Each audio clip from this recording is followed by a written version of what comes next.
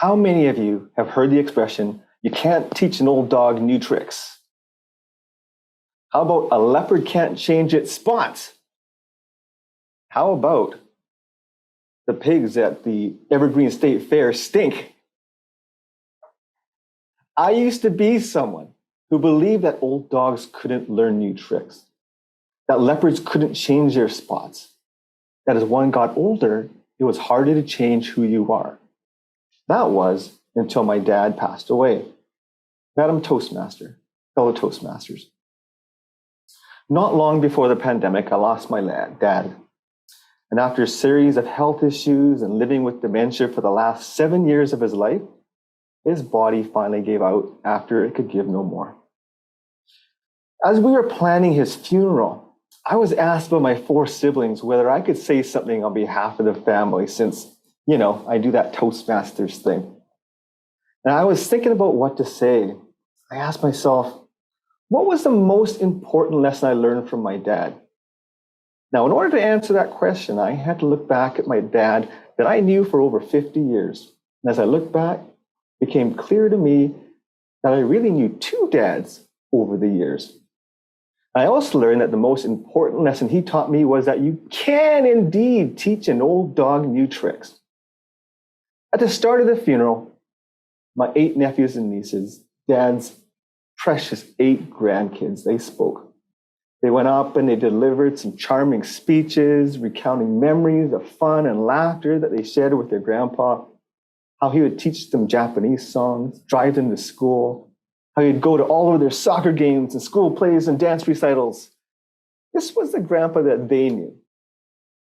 At the reception after the funeral, my best friend, who I've known since the 1st grade, came up to me and told me that for a while, he thought he was at the wrong funeral because the Mr. Sakaki that he remembered definitely wasn't the same man that his grandkids spoke about.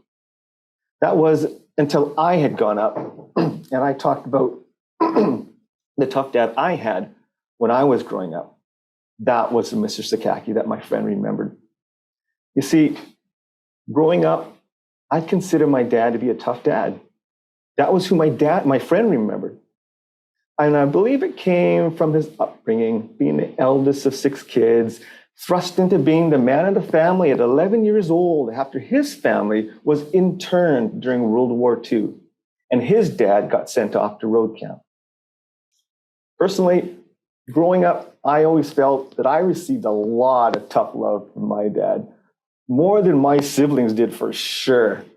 And maybe it was because he saw something in me that I couldn't see, or maybe it was just as simple as me being a naughty kid.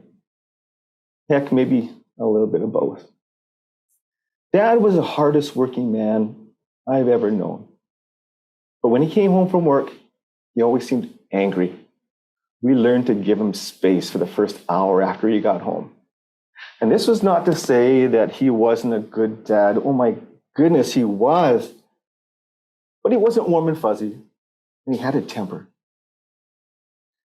At the funeral, I spoke about a story about when I was in high school. I came home with another much less than stellar report card. And when Dad came home from work, he asked to see it. I knew what was coming, and boy, did it come. In the heat of the moment, he called me something that I knew that he regretted immediately. I ran downstairs into my room. I slammed the door behind me. I stayed there for the rest of the night. Early the next morning, I was awakened by my door opening. And it was followed by the sound of crying. And until then, I'd never seen or heard my dad cry. I laid motionless.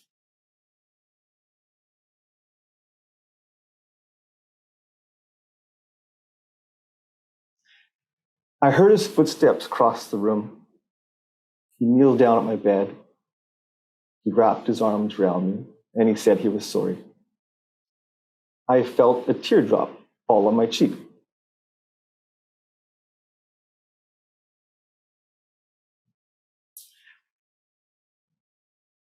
He asked me to promise to always try hard at whatever I did, and that he'd try harder to be a better dad.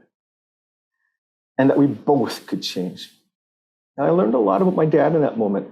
I saw a scared dad, scared of the way he made me feel, scared of leaving a lasting negative impression on what I knew he valued most, his family. I saw a dad who loved me dearly and was simply looking out for me and trying to prepare me for life. And in that moment, I had never loved a person more. We would never talk about that moment again, but I know it was etched into both of our minds till the end of our days. Now, I believe that was the start of a transition for my dad. I think he realized that he had to change who he was, how he acted, he had to rein in his temper, how he needed to make life easier for those around him.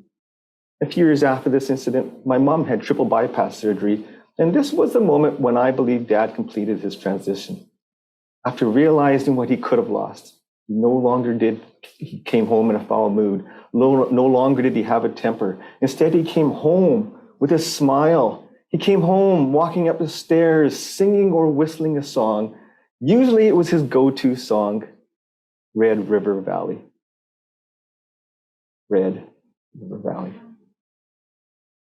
When grandkids came later, he was a changed man. As evident from their speeches at Dad's funeral, their memories of him were vastly different than the ones I had of him as a kid. Dad learned to worry less about the little things and more on the important things in life, like Mom, his kids, and his grandkids. And he was a happier man because of it. And as the years passed, he became really cute, agreeable, and patient. And as dementia slowly started taking over, he became even more so. Fellow Toastmasters, if there are things about you that you don't like, work on them. Never tell yourself that you are incapable of changing. If there's something important enough to you, you can change. And yes, it may take time and effort, but chase away those demons that tell you you can't change. It's too hard. It's not in your DNA. It requires too much effort. Such a mindset will sabotage your efforts before you even begin. Be the change you want to be. My dad did, and so can you. From this Red River Valley you are leaving, we shall miss your bright eyes and sweet smile, for you take with you all of the sunshine that has brightened our pathway a while. Back to you, Madam Toastmaster.